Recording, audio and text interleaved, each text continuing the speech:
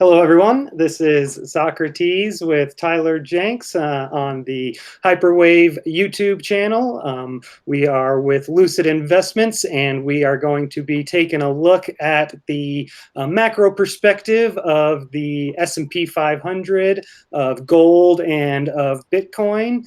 So appreciate everybody for tuning in. We're coming at you a couple hours later than normal, but we'll still have plenty to talk about from a longer term perspective.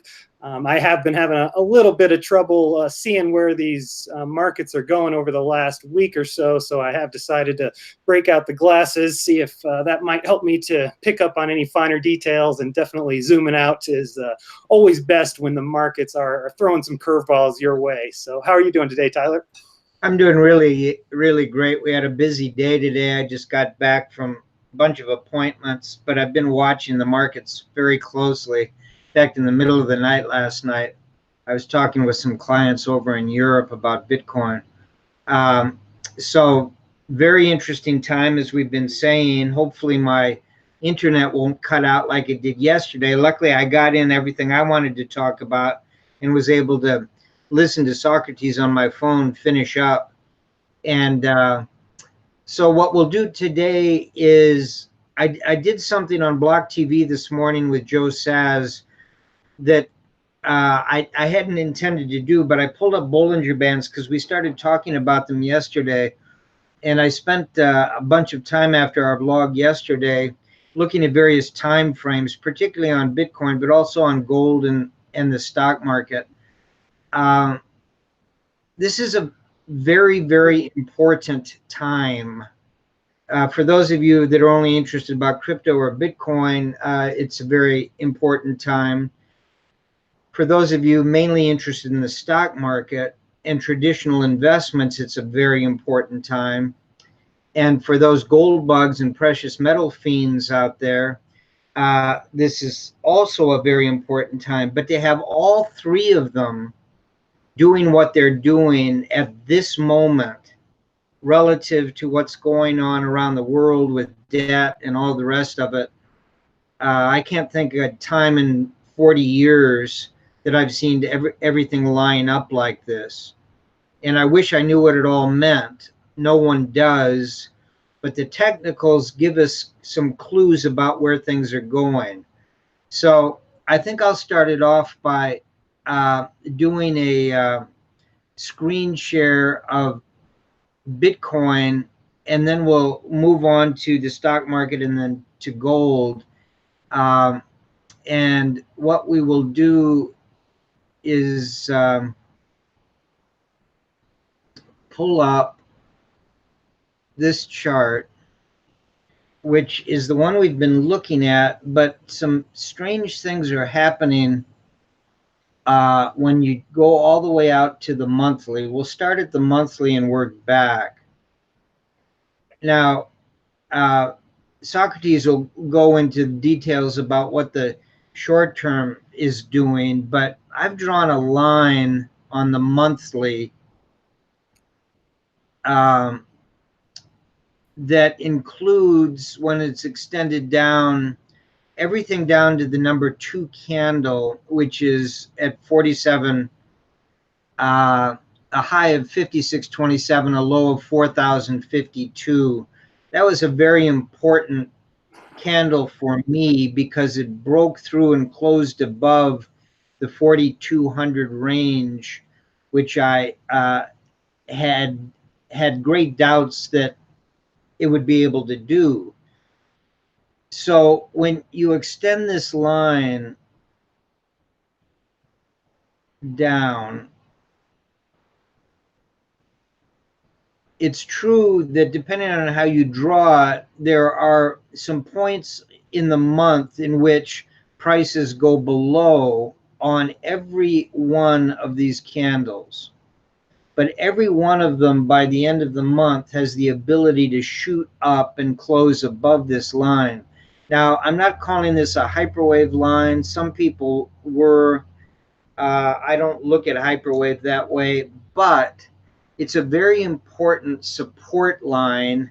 And since it's on a monthly basis, we've got a tremendous amount of information in each of these candles.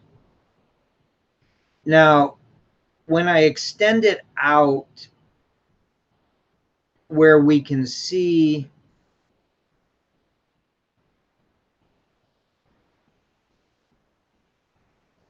the Bollinger Bands,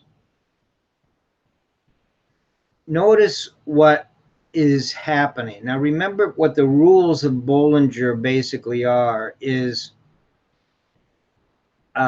just so everybody can see this a little more clearly,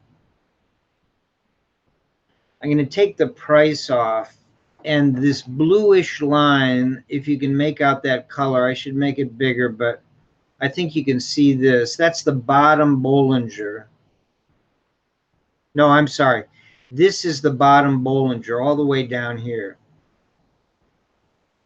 And the reason it's down so far, at this point, it's all the way down at basically sub-zero prices.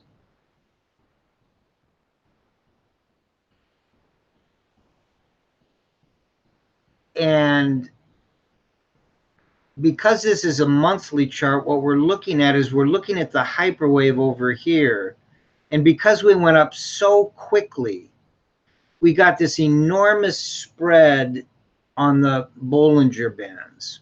The biggest I think I've ever seen, probably because this is the only asset within an asset class that I've seen move this percentage this quickly in such a short period of time. You get mining shares doing it every once in a while. You get buyouts of corporations. I don't mean that. I mean something that's been building for all of this period, years and years and years, which is what we call a phase one. And then basically in a very short period of time, we run up 20x in a matter of literally months. And what that does to Bollinger's, it really distorts it. That's just the way it's calculated. But if you take this point or any of these points on the spread, you can see how gigantic the spread is, which means it's very difficult for it to close, even with flat action, which makes it very interesting now. And the reason it's interesting is because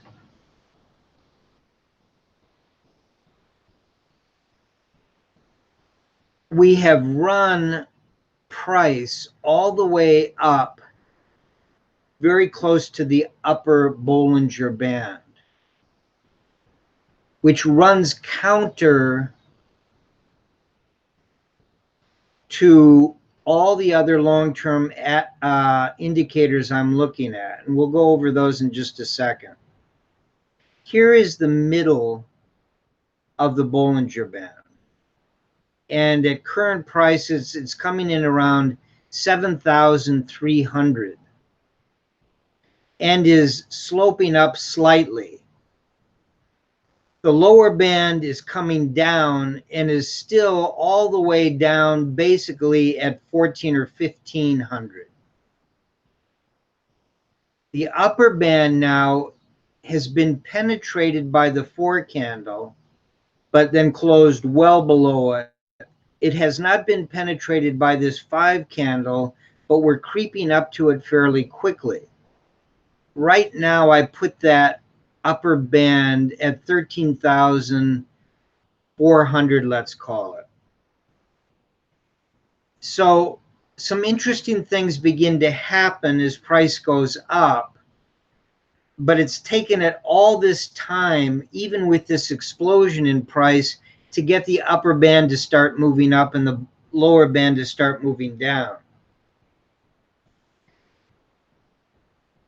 I believe that since we're only on a 5 on a monthly, we are going to go above that upper band. And when we go to lower time frames, we'll drop this down to the weekly now, and I'll explain why I'm so intrigued by what the monthly is doing. On the weekly, you see the lower band is way down at 1425. The upper band or the middle band at 7,000. And the upper band has been moving very sharply higher.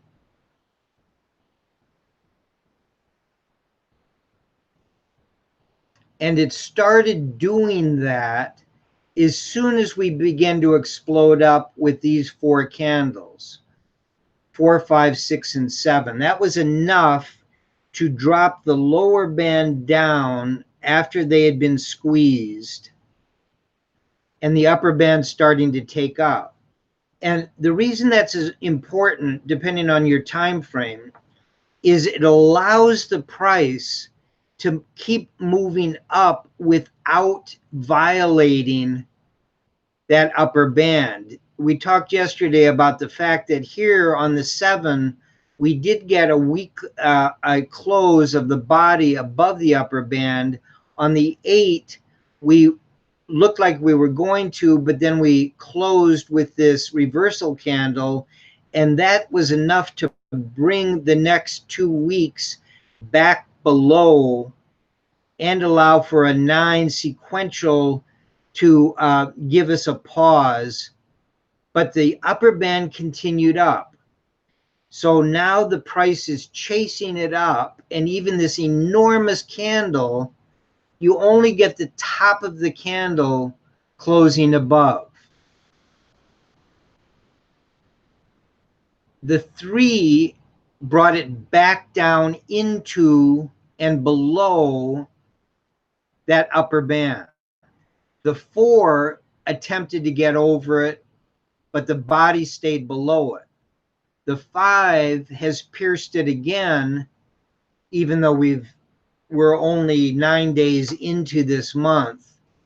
But we don't really have another example of anything closing above it except that this one candle, the 7, which was quickly reversed, but nowhere near the midline. Normally, what you expect when you get something like this 7 candle on Bollinger, where the body is completely above the upper band, is you come back and retest the mid. You don't have to go all the way back to the bottom, but you might. But in this case, all we did, along with sequential, is go for 4 weeks, a month sideways, which brought us back in where we could accelerate again. Now we're only on a 5 on the weekly. I'm going back to the monthly just briefly. We talked about this yesterday, but I hadn't really gone through my overall thinking on what it meant. Notice that because of the huge spread we talked about on the monthly, we haven't even penetrated, except on the 4 candle, that upper band. And sequential tells us we've got 4 more months after this. We do have the upper band beginning to accelerate up, but not at very steep angle. So it's very possible we get, penetrations on the 6, maybe the 7, maybe the 8, at which time this will be moving up even sharper. What I'm doing is I'm laying out the case on the monthly that this bull market is intact on a macro basis. And it has the potential of going much higher. Now,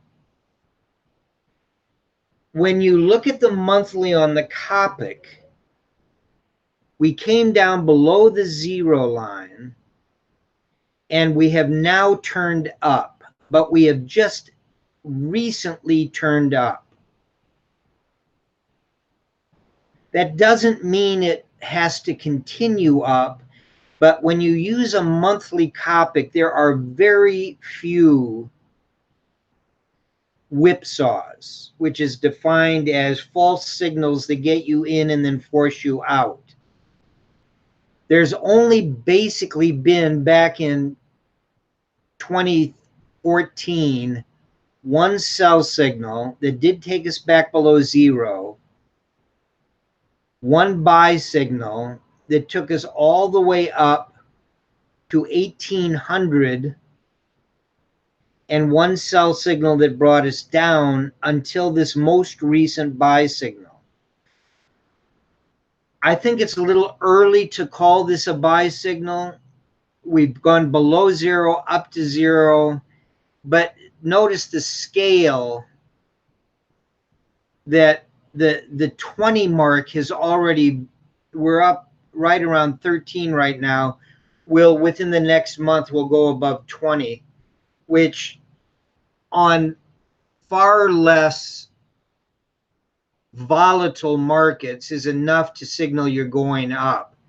But simply because it's so difficult to turn this much data around, I consider this bottom very, very important and probably predictive of what we're going to see over the coming months and maybe the coming years. This is interesting to me also with the ADX, because what basically has happened here is, if you go back, this is 2017, May, September, and the peak of the price. And then the ADX rolled over and came all the way down to January of this year before turning up, and now is accelerating very quickly past the 2040 kind of area.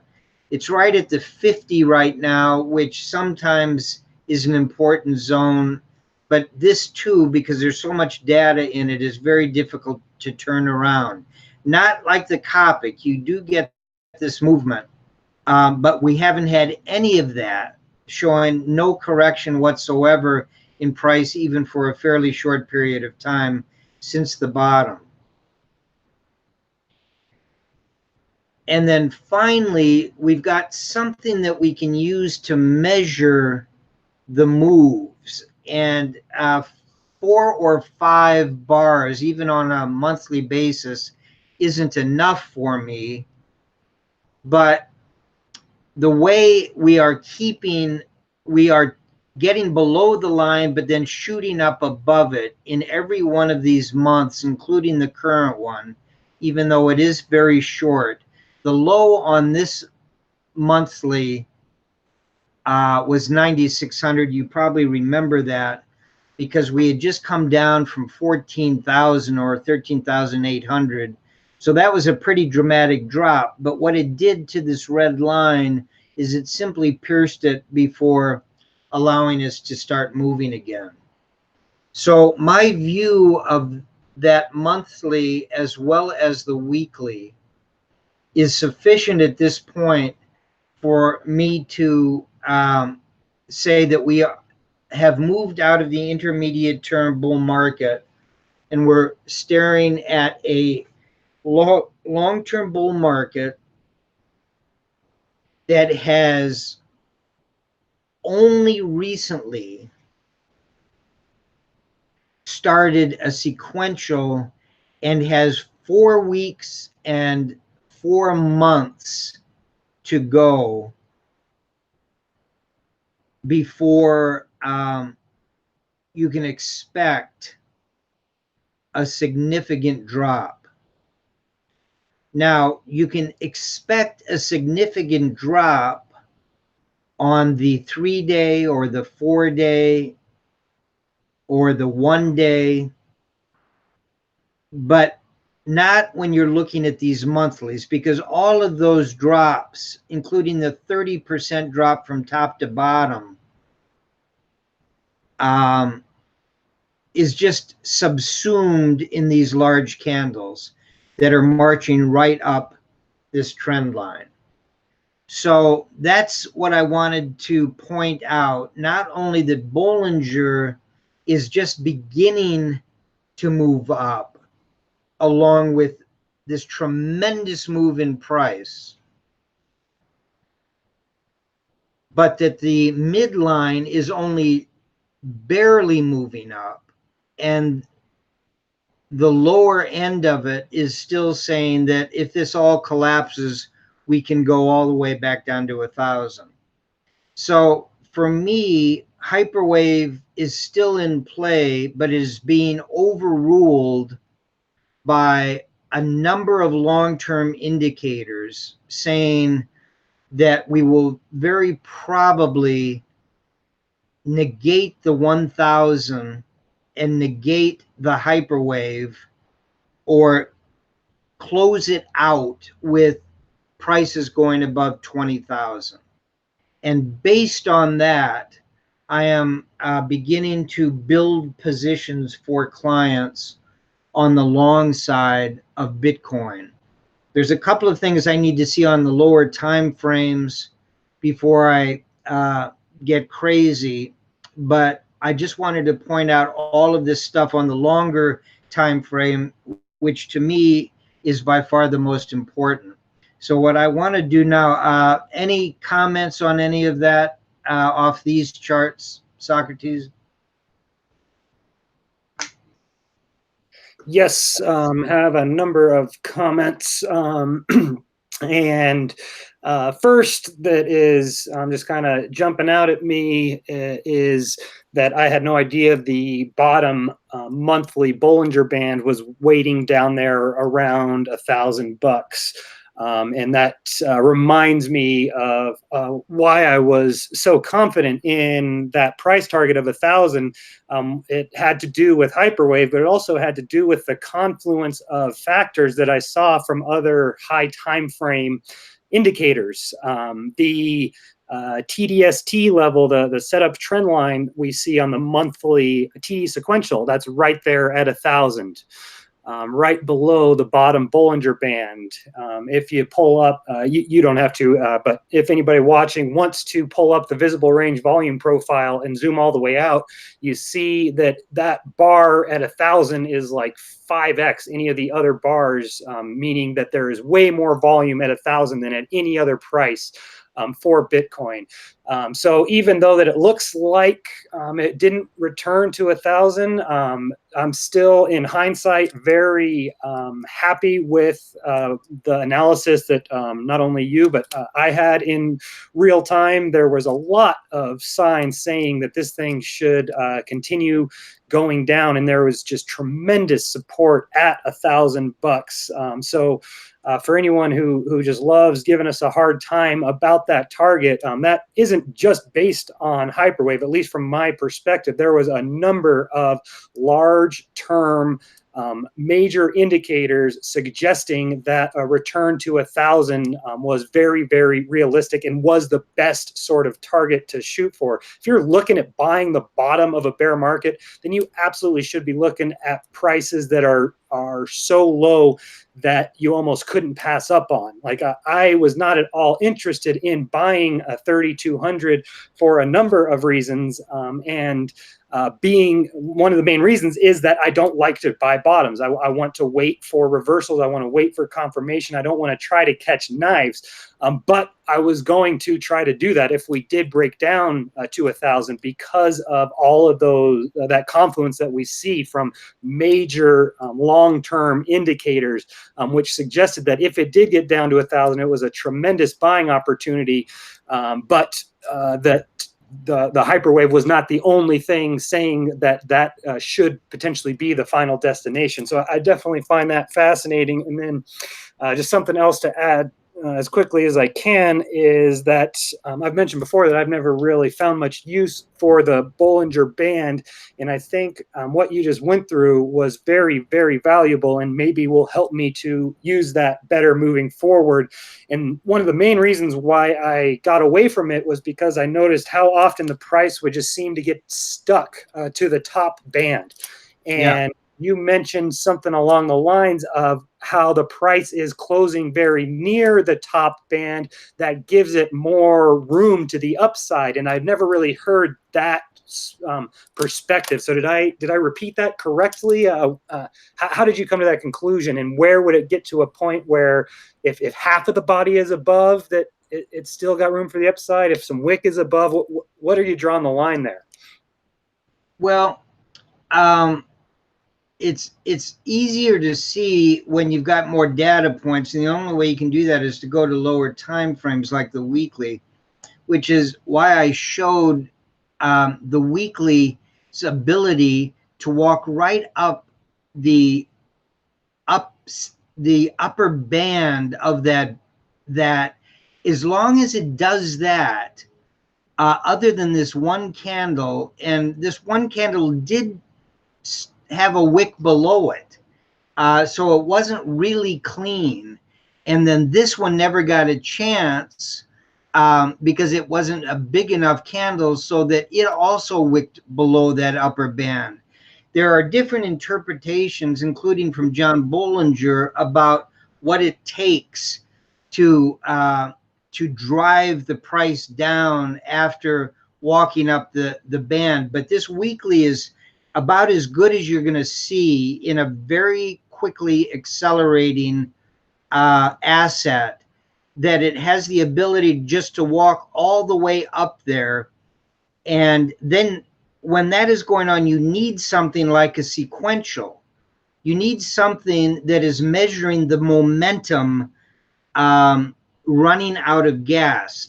Bollinger isn't designed to do that. It simply traps all of the price action between these three levels, the bottom, the middle, and the top. So when you're running up along the top band and you get something like a 9 that then slows it down for 1, 2, 3 periods, that allows the upper band to continue higher and the price to keep moving up with it. This could go on for a long, long time until you get a full.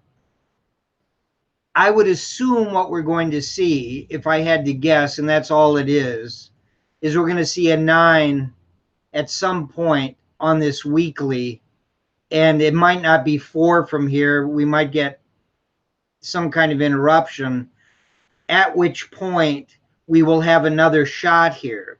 Now, we've been talking about on the lower time frames 3 9s in a row, and we are working on the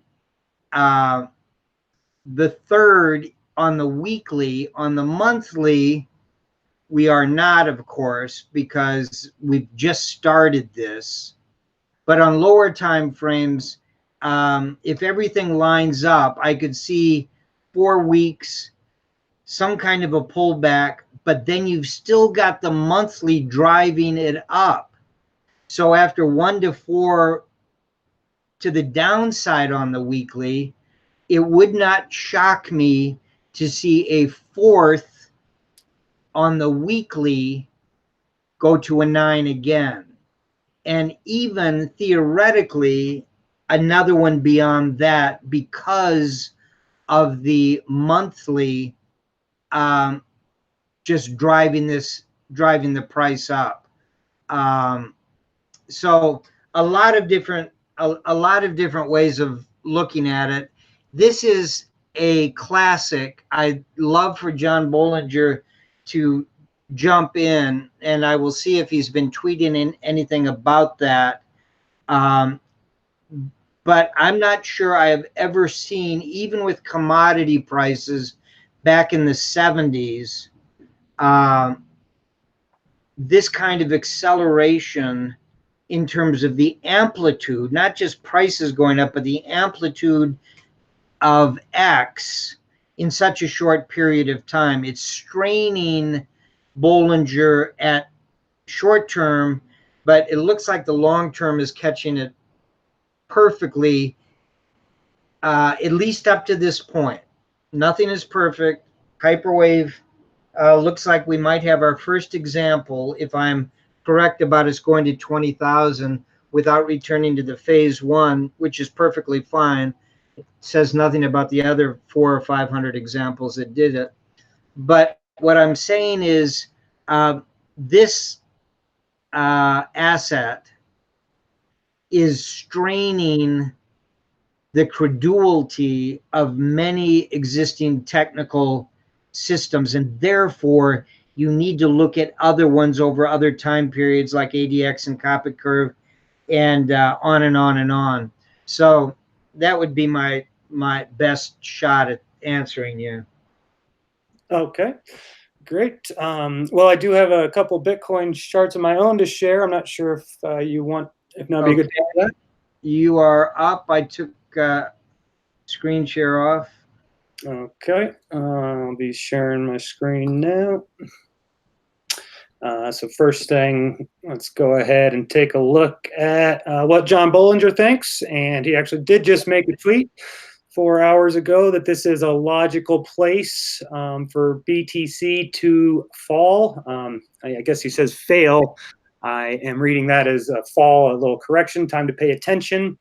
And then a little bit ago, he tweeted that in point and figure terms, BTC USD is on a high pull. So I do find that interesting.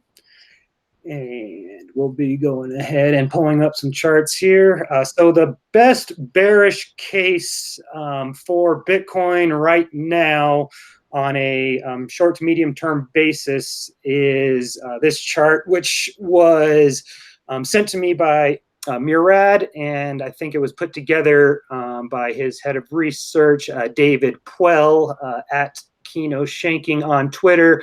I believe he is labeling this as distribution schematic number 2 of Wyckoff. And this is definitely something that I am paying attention to. This is, like I said, the best bearish case from my perspective. And I am not necessarily leaning bearish anymore after we did break through 12,000, but I am still trying to make sure that this isn't some head fake. I'm trying to look from every single perspective to see what is the final confirmation I want, or is now a good time to go ahead and look for entries, yada, yada, yada. So this is one that is intriguing me from a bearish perspective. And the one problem that I kind of have is the secondary test. If you notice the secondary test of the automatic, after the automatic reaction, it should get up near the resistance line, up near the buying climax, is what I'd really like to see. So this is the first problem that I have, but it's definitely not necessarily a deal breaker at all. Signal. Let's just start back from the beginning. Preliminary supply is pretty much perfect. You run right into it, have a little pullback, and then that last exhausted move, which is usually in line with a bearish divergence on the RSI. Let's see, I don't have it pulled up. You can look at that yourself if you want to. And then the buying climax is perfect because you really want that buying climax to be fierce and on high volume, which is immediately gets big selling volume as well. So that buying climax is ideal, and is that is much more important than the secondary test getting back up to that area. Signal of weakness in phase B is pretty much perfect in the sense that it makes a new low below the automatic reaction before rallying. When you break down this low, that's when a lot of people look to sell, and the support will come in shortly thereafter and knocking the price back up into this range. So here is what I'm very interested to see, this UT in phase B, that's up thrust, also referred to as up thrust after distribution. And what it is kind of the inverse of this, where you break through the peak of 13,880 and everybody then FOMOs in. They buy. They think they're buying the breakout. They buy, and very shortly after is when it reverses and comes back down to retest that area of support around the 10,800 level or so. So this is nowhere near ready to be completed, in the sense that an entry wouldn't come until this last point of supply, which would basically, we would need an up thrust and then a test of the support, and then a lower high following. Right here would be the best selling opportunity, followed by adding when you break down support. So this is something that I'll be paying very close attention to, and is the only thing that tells me that to watch out for price action up in here. The 14,200 area or so, for me, will definitely not be a buying opportunity, and that is based on this chart. And then if it does immediately pull back down to retest this area of support and give us a lower high, well, that'll be pretty much textbook, and I'll probably be taking a position on that.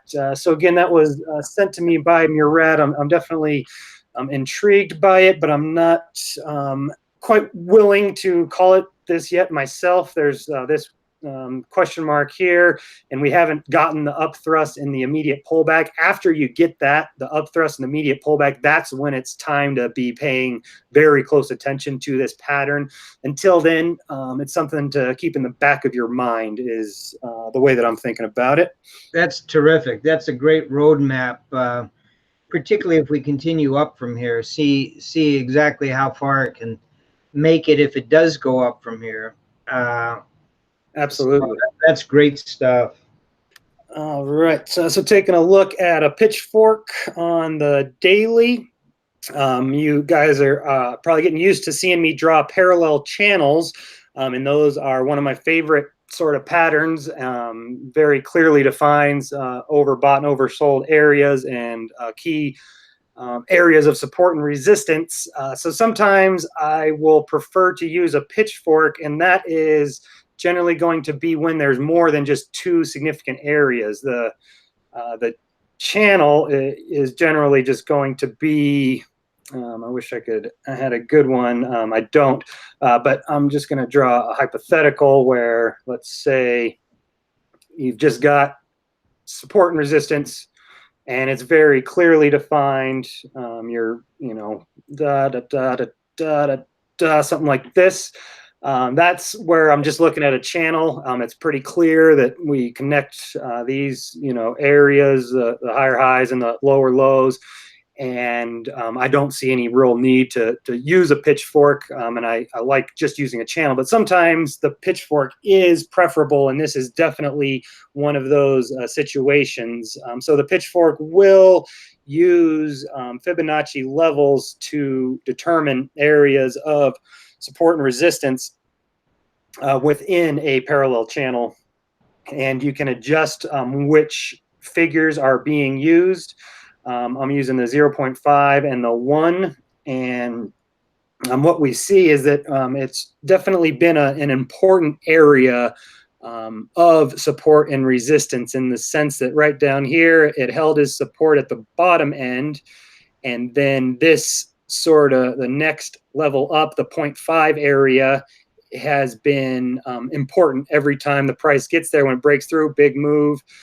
Comes down here, tries to find support there, ends up finding support, and then on the other end we see resistance here. It tried to resist here, it didn't, and then it went up to the next 1.0 level. Did close above, but quickly responded back to the downside. And then this moving average is something that I pay very close attention to. This is basically the median of the pitchfork, and I am connecting it to the bottom of the candle on April 30th. And it is cutting right through the middle. And basically, it's very similar to how the Bollinger Band works, in the sense that if you break above the moving average, then you would expect a test of at least the next boundary, probably the top end of this pitchfork. And then once you get to the top end of that pitchfork, you're expecting a return to this moving average, to the median, not a moving average. So you're expecting a return to here. You see we got that bounce. And then once that broke down, you expect a return back down to the bottom of the pitchfork.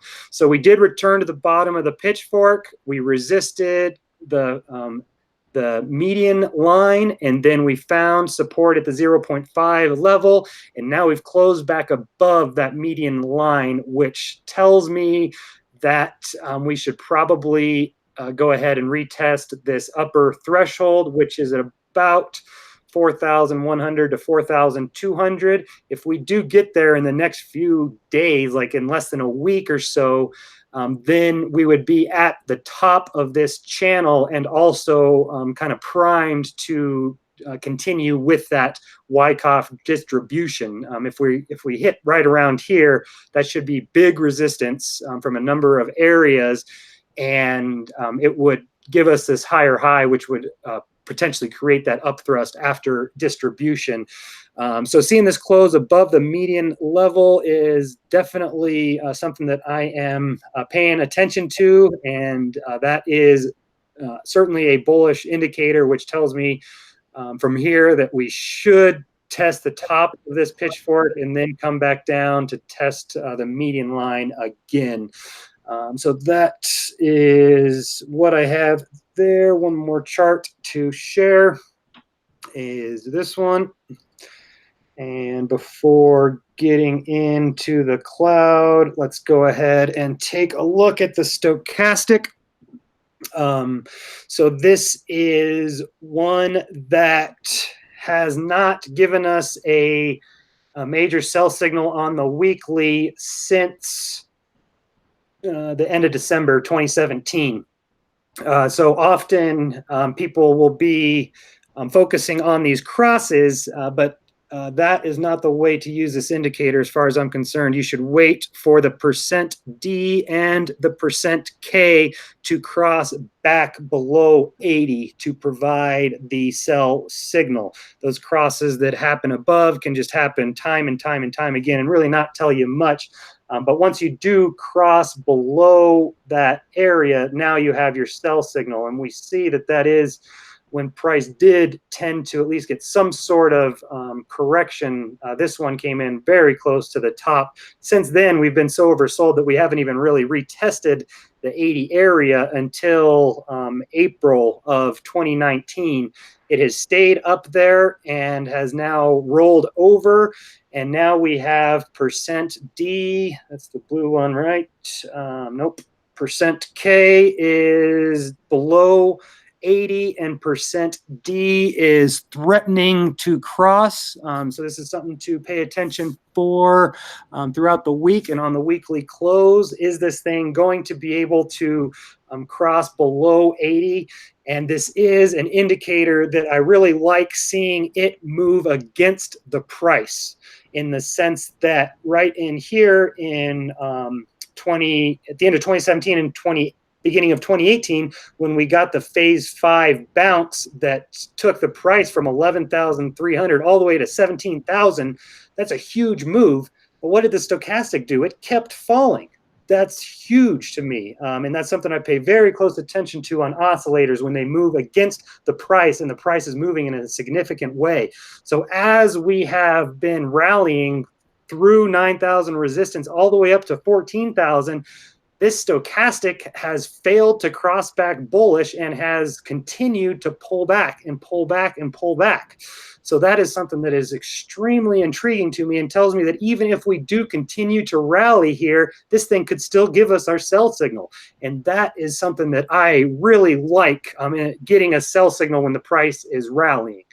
So we'll be paying very close attention to that to see, pretty much from what I can recall, every time this did cross down, we did get some sort of correction.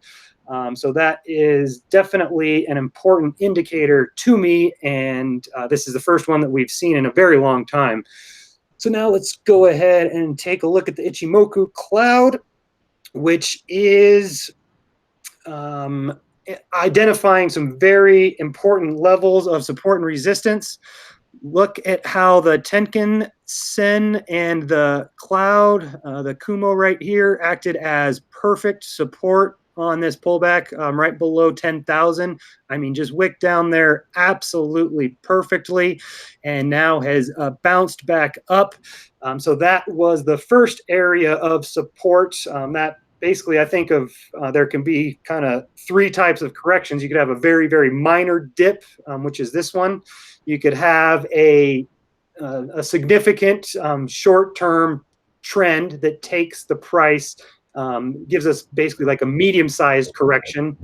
And that is what I would expect the Kijun Sen to identify as a level of support for a significant sort of medium-sized correction. So I think that there can be small, tiny dips, and that should get caught by the Tenkan. The medium-sized dips should get caught by the Kijun, and the really big dips that really threaten reversing the whole trend, that should get caught by the Cloud. So that's what I look for in terms of, and very similar with how I look at Consensio, that we've got three important areas of support that if they can't hold, then we are really in danger of reversing. So seeing this Kijun flatten out, that's indicating a significant level of support right here at 85.95. So if we do get a correction, pulling back to there, buying the Kijun makes a whole lot of sense. Seeing that it's flattened out at 85.78 is definitely a buy signal for me if the price retests there. And then the third one is seeing a flat Kumo is another very good area of support. We're seeing that at 75 and 65, which is basically exactly where I have been wanting to buy. Is if we do have a significant correction, these are the exact areas that I had lined out independent of the Ichimoku Cloud. So seeing it confirming is very important to me, but it is not necessarily saying that a correction is on the horizon. When a big counter trend move is to be expected, the Tenkan will really separate from the Kijun. That is called a C clamp. If these really get separated, that tells us that a return to the mean is very much in order. And that's what you look for when you're seeing these huge, massive rallies that you're really wondering, when the heck are we ever going to get a correction? You want to pay attention to a C clamp. That can tell you when this thing really is getting way out of hand and really does need to revert to the mean. And it really, it isn't doing that now, but it is starting to. So we do see that all throughout here, all the way to this huge shooting star, these things stayed very close in order and showed a very good, healthy, strong trend and showed no signs of being overbought, despite almost everybody else, including myself, thought this thing was overbought back in here.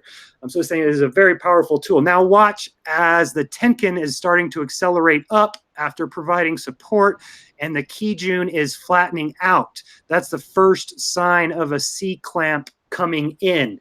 It's not quite far enough for me yet, but it is something to pay very close attention to as these start to diverge. That becomes a very strong indicator that this thing does need a medium or a major correction to revert to the mean. And that we can kind of see multiple areas where that works. Notice how back in 2017, these things stayed very, very close to each other all the way up through 12, 15,000. Look how close they are. And then they start to get the C clamp and the price pulls back and breaks down, pulls back so hard that it then gives us a C clamp in the other direction, telling us that a counter trend move is needed to revert to the mean. And then down here, we kind of see a significant C clamp right at the bottom. And this isn't saying that it should be the bottom. It's saying that we should revert to the mean, bounce back up here, and then kind of see what happens. So that is something that I'll be paying very close attention to identify that this maybe needs to cool off. As it stands right now, it's not telling me that, but it is showing those first signals of divergence. So that's everything that I've got. Any questions, or should I throw it back on over to you? Yeah, if you could just enlarge that one a little bit. The twist that you've talked about before at the far right of the chart,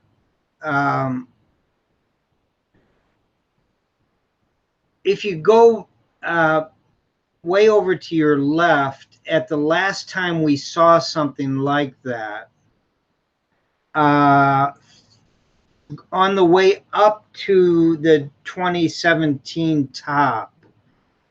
The last time we got a bullish Kumo twist on the weekly would have been in 2016. And this is ahead of the price. So it would have been when the price was right around 400 or so, right as it was breaking through 400. And how long did that period last?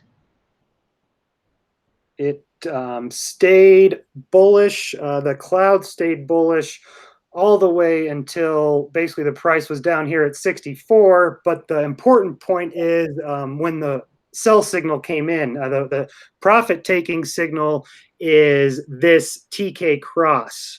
So the buy signal was back in here when we broke through the cloud, and then we had it turn bullish. So back in here at $400 or so, what's so important is how the Tenkan-sen stayed in a bullish posture almost the entire time. Right here, we would have got a sell signal, a take profit signal at 592. So we take a little bit of profit, and then we get back in at almost the exact same price at about 601. It recrosses bullish, and then it stays bullish from $600, stays bullish that whole time. Stays bullish, never gets a bearish cross until 11,392. So just trading the cloud, you were in at 400, you're out at like 600, you're back in about 600, and then you're out at 11,450. Just a couple trades, and then we didn't get another sort of buy signal until right in here. Okay, and can you show where those two which two lines were you referring to back there in 2016? So we've got TradingView calls the conversion line what I'm referring to as the Tenkan. So the blue line, TradingView lists as the conversion line. I'll make that a little thicker. Okay. And then the red line, which I am calling the Kijun-sen, TradingView calls that the baseline. So those are the basically kind of like they can be thought of moving averages, and that crossover is very similar to how it works with Consensio, that we didn't even get a short-term sort of sell signal until up in here. So what we're looking at now is the wick penetration of the price that came back down to the cloud, and then the one next to, yeah, that one. We need that blue line. If the blue line crosses below the rust or brown or red line, yep, that would be a sell signal. Correct. But you get nervous with this when they get so far apart that you get that clamp thing. Yep. When that happens, when you really move too far, too fast, it will provide a C clamp, which could allow you to front run the sell signal. So the only way that you're really going to get a C clamp is if this thing really moved very hard in your favor in a short amount of time. So that could be an area where you're looking at back in here. You've been holding on to this thing since like $600, and you have been waiting to see a C clamp. because you know that this thing is moving too hard, too fast, and finally Right. showing up. You very well could have maybe even taken 50% or even 100% of profit up in here, because these started to spread out for the first time in such a long move. So that absolutely could be used as a way to either hedge or take full profit. Or overlay it with something like Consensio, or in my case, Hyperwave back there. Yep. In other words, this is the time, as we started the show, saying that the bearish case is if we get that crossover, and that'll probably be too late for most people, because the drop from where we are now down to that crossover. So the other side of that argument is that it doesn't cross over, but the reddish brown begins where it's flattening out. It does like it did as it entered the cloud. They begin to spread out, but the lower line flattened out for a period of time, but then got in line again with the accelerating blue line, upper line, which would be the bullish case here. That after this stutter step going sideways, if price gets back up to that 14,000, I know it's hard to picture this all, but you've built a good case. There's two things going on that could get us back to 14,000. One is the Wyckoff, and then your other analysis that says basically you have to get up to 14,000. If we did that, I'm not sure how that lower band is calculated, but I would assume that that's going to begin to accelerate up here at some point. Is that a fair statement? That's how I understand it. Yeah. And again, this is a very complicated one. I don't know exactly how this is calculated. It will depend on how it gets there. It is determined on price and time. So if it, I think back in here, what really caused these to catch up was this big red candle. If this kept taking off, then it would kept getting more and more overbought. Yeah. Yeah. Did get that correction and found support. Now this kind of is like, okay, now we're back sort of in line with what we think is reasonable for this thing to move. So seeing these diverge after this major correction, that's what makes me really wonder if what's going to happen with this guy if we keep accelerating up, because I would think that it should have happened basically right here on this last candle when we had the huge correction. I mean, that's a big correction from 13.8 down to 97. At that point, I would have expected this to get closer. So right here is where it's really painting a very interesting picture that it hasn't so far. And this situation is very much as well. Seeing the cloud like this just kind of makes me think of, gosh dang it, where's the one that I want? Here we go. Of something like that, where you have this sort of cupping correction following the parabolic move.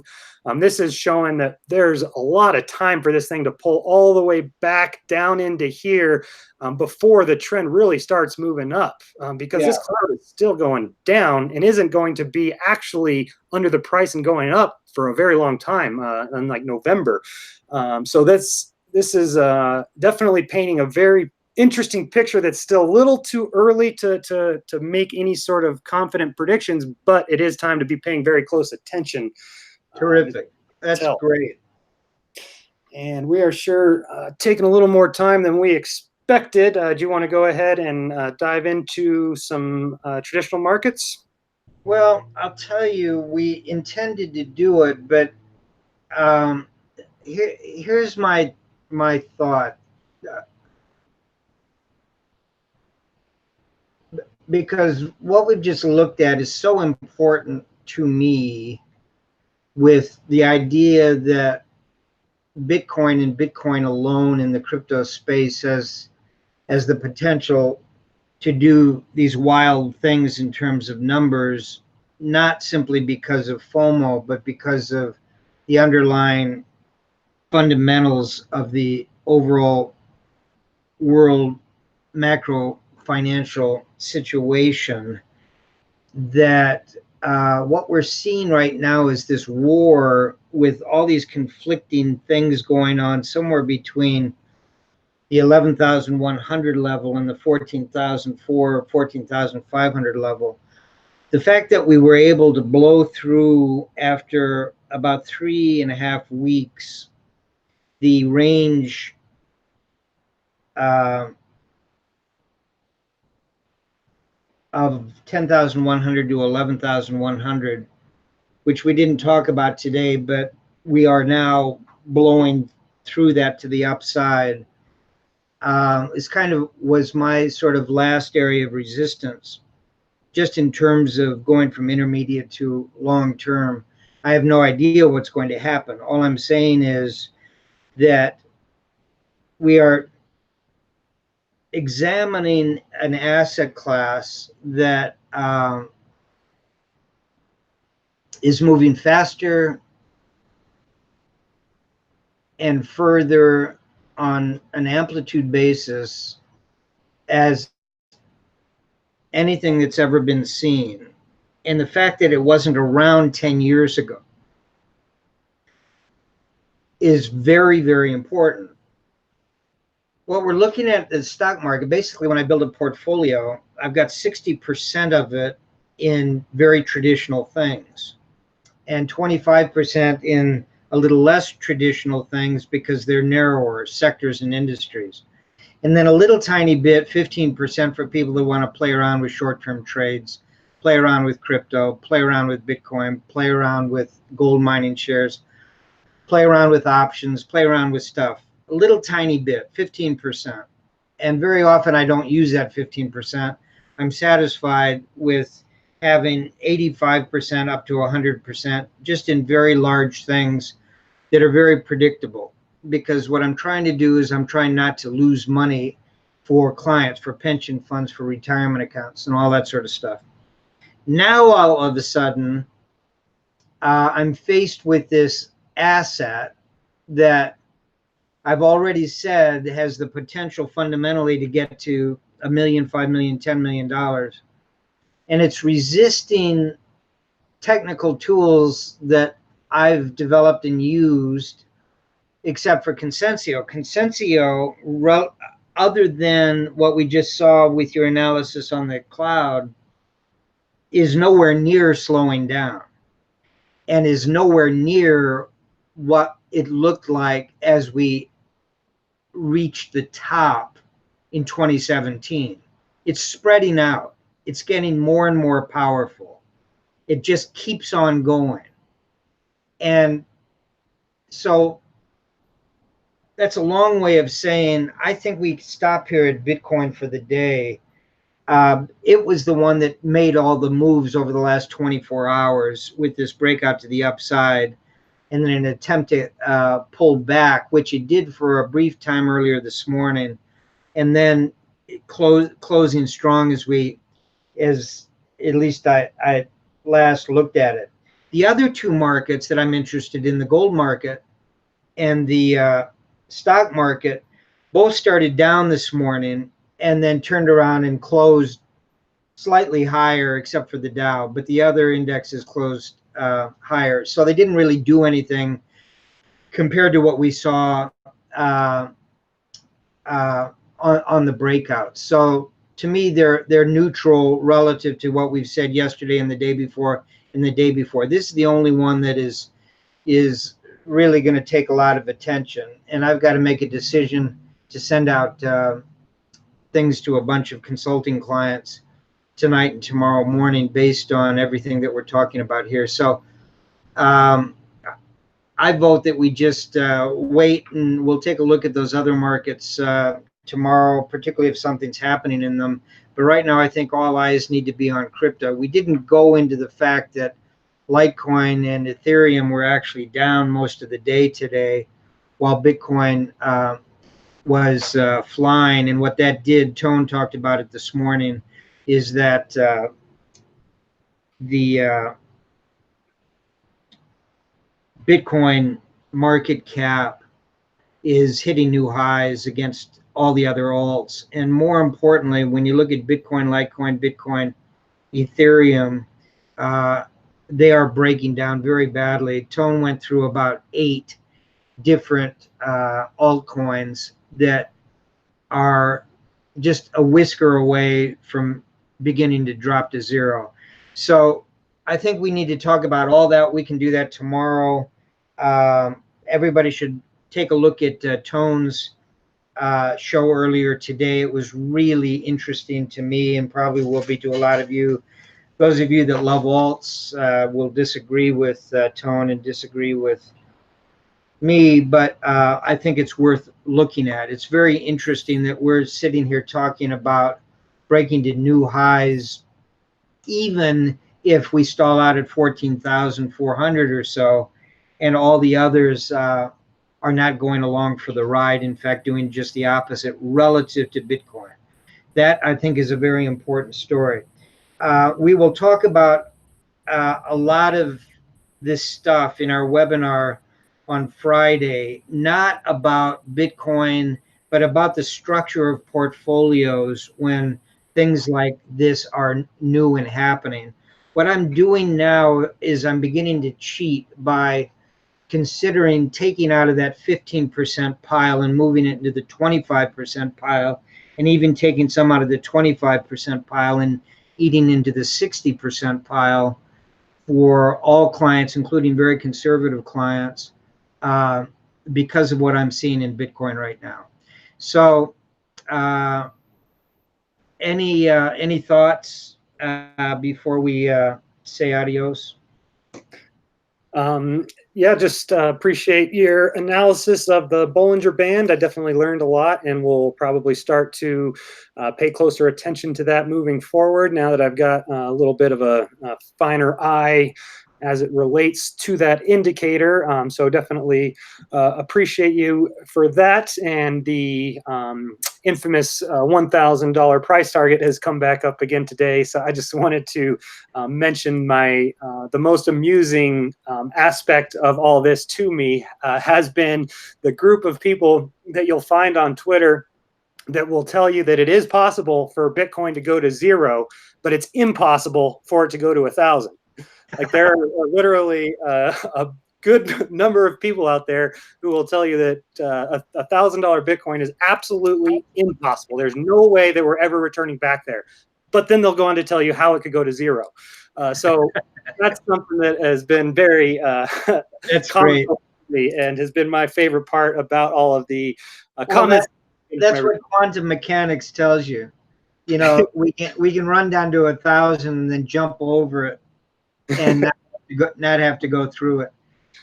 Okay, that's great. Thank you very much. Great analysis again, Socrates, and interesting times. Thank you all for listening. Just one last word. People have had some trouble. Those that are buying with Bitcoin, the webinar, which is $150. Some would like to be paying in cash. You can do that now. It's set up. It will be on the website tomorrow, but even tonight, if you go to shoplucidfunds.com, all one word, shoplucidfund, shoplucidfunds.com, and you want to pay with cash or credit card, you can do it at that location. It'll be on the Lucid Investment Strategies website tomorrow, and we're very excited about some of the stuff we're going to talk about. A lot of people have asked, will this apply to non-U.S. citizens with non-U.S. retirement accounts? And the answer is absolutely yes. We've got a number of clients in Europe and other places, where Australia particularly, that have an interesting twist to their retirement accounts. But everything we say in the seminar will be applicable. So with that, thank you very much, and we'll see you all tomorrow.